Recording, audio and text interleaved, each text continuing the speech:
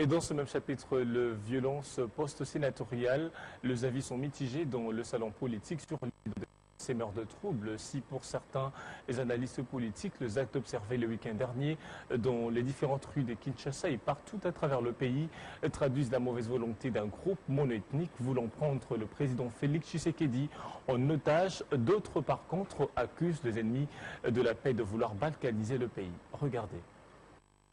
Je vous dis qu'en 2007, il y a eu élection de sénateurs à Roussy Kivu. Le PPRD avait 12 députés provinciaux. Mais nous n'avons eu aucun sénateur. Le PPRD n'a pas crié qu'il y a eu corruption. Nous n'avons pas envoyé les gens dans la rue casser des choses.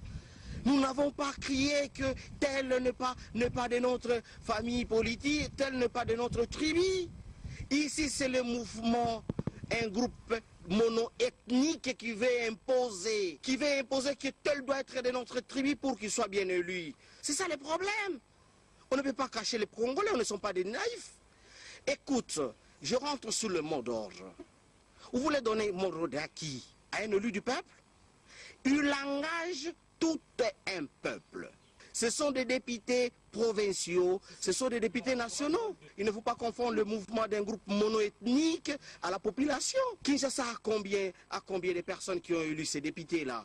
Et un mouvement monoethnique dirigé par quelqu'un qui veut la tête, par exemple, de Kabound parce qu'il n'est pas de notre tribu. Nous organisons des choses pour montrer que notre chef a mal travaillé.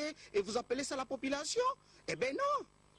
Si c'était un mouvement populaire, un mouvement de la population, ils allaient s'acharner aux membres, aux députés provinciaux, mais pas dans des sièges du PPRD par exemple. Je doute fort que ce soit l'UDPS, je continue à dire et je le dirai, c'est un groupe monoethnique qui accepte l'UDPS, qui continue à confondre, qui veulent prendre le président Félix Tshisekedi en otage.